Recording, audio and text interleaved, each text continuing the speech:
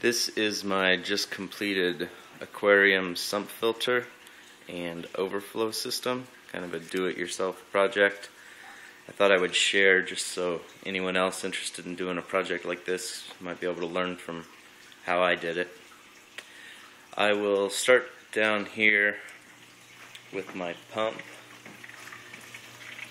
I have a Mag 5 pump, which is supposed to do 500 gallons per hour, but of course you have to take into consideration your head height and the bends in the run and all that. So I think I'm getting between 300 and 400 gallons per hour from that.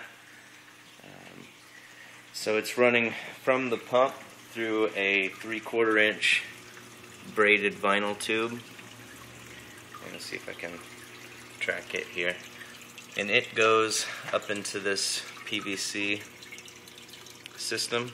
It's very important that you put a ball valve on so that you can control the flow from your pump, and that needs to be after the pump, obviously, if it's a submersible pump. But you don't want your pump to go faster than your overflow can handle, obviously, or you'll flood your tank. So you'll want a ball valve so you can cut that back if you need to. And as you can see, I have mine cut actually almost in half, the flow.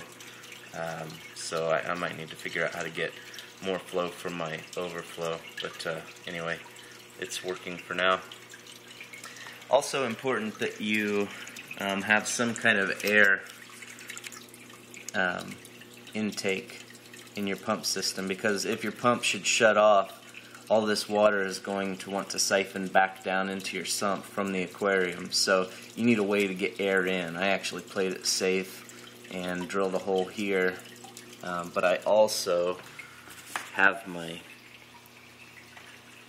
return above my water level. It's doing two things for me. One is it's allowing a whole bunch of air to get in should the pump fail, but it's also agitating the surface of the water, so it's getting some oxygen in the water. So that's the return system. The overflow system, then, I have 1.5 inch PVC tubing. I have it capped off at the bottom, and at the top then I have it a hole for my 3/4 inch PVC to go in, but I also have a bunch of holes drilled right below the surface of the water to allow water from the tank into the overflow chamber, and it fills this chamber up, and then the 3/4 inch PVC tube runs down almost to the bottom and has an intake down at the bottom. But if the aquarium water level drops below these drilled holes in the cap, then the overflow will stop and it will maintain its siphon. So it works pretty well. I've shut it off and turned it on several times, and it holds the siphon. So I'm happy with that, obviously. So the 3/4 inch then comes out a couple elbows, and I have a fitting here so that I can suck the air out of the U-tube, so that I can get that siphon going. And then once you get the air out of that tube, then you've got a good siphon, and it will always keep that siphon in theory.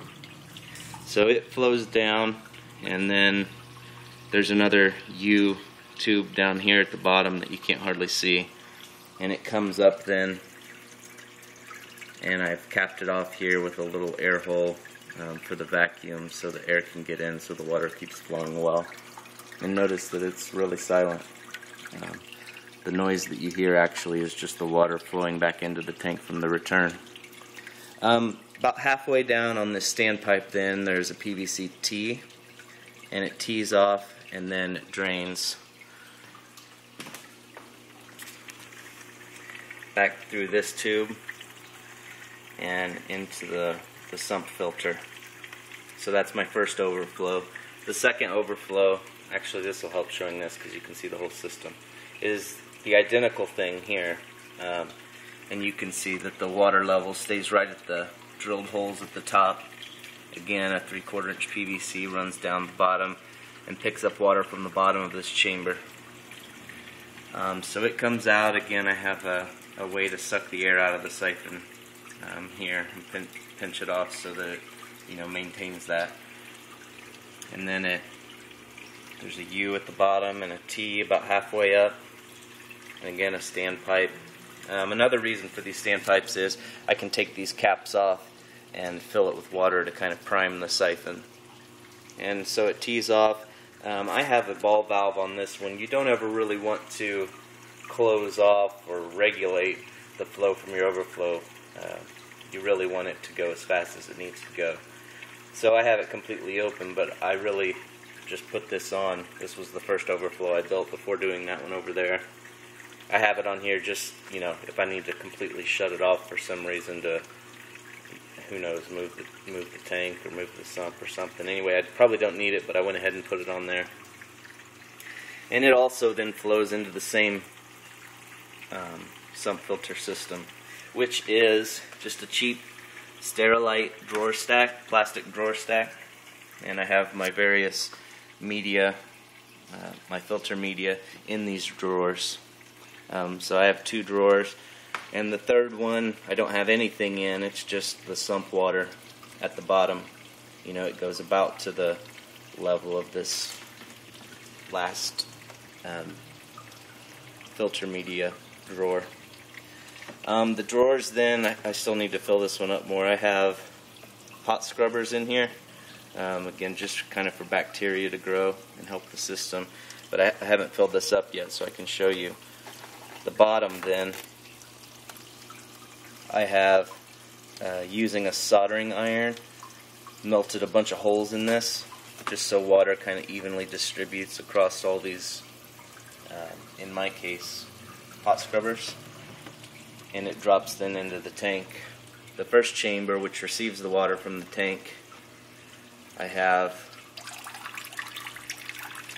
just some filter fabric at the top, 1 layer of filter fabric, and this actually is that third drawer that I didn't use at the bottom. I cut it off at the top so I could have this first kind of half chamber, which you can kind of see here. And again, it has holes melted in the bottom of it for even distribution of the water. And then right below that, after it gets through the blue fabric, it's going into this white filter fabric, which is a little more dense. But again, all of these really allow water to flow right through without a problem. Really, the purpose they're serving is just for bacteria growth and to allow this trickle filter system to work. So, at any point, these are easily accessible, so I can change out any of the media. I could also, switch to a different type, maybe bioloads first. I wanted the flexibility to be able to change what I'm using at any time, so this works well for me. The sump tub itself is just this big 20-gallon Sterilite tub, and the main reason for this system, I guess, other than I just kind of wanted to see if I could get it working, is to add water to my system. Obviously the more water you have in your tank or in your tank system, the easier it is to control the quality. I have an Oscar fish in here which grows to be pretty big. Also carries a big bioload with it, so a lot of waste that needs to be handled. So it's a 55-gallon tank, so it's not really big for an Oscar. That's why I just have one right now, but he's a happy guy. So the water then, one of the nice things about the sump is you can get things out of your tank, so you have a nice clean tank, not a lot of obstructions. And if it's a smaller tank, that's even better because you need as much room for the fish as you can get. So I have my heater in here. I was able to get it out of the tank and put it in the sump system, so it heats the water here before it takes it back out. So anyway, that's my system, and this is the first day after my tests. This is the first day I've kind of put it to action, so I'm happy with how it's working so far. Again, if I could do it over, I would figure out a way to get a little more capacity from my overflows.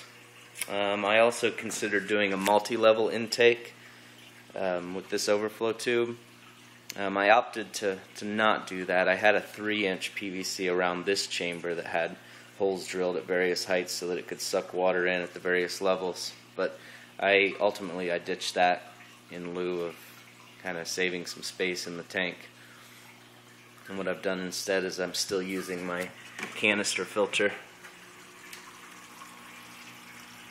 to grab water from the bottom through this and bring it up. So the overflows are kind of taking water off the top, and the canister filter is kind of grabbing water from the bottom.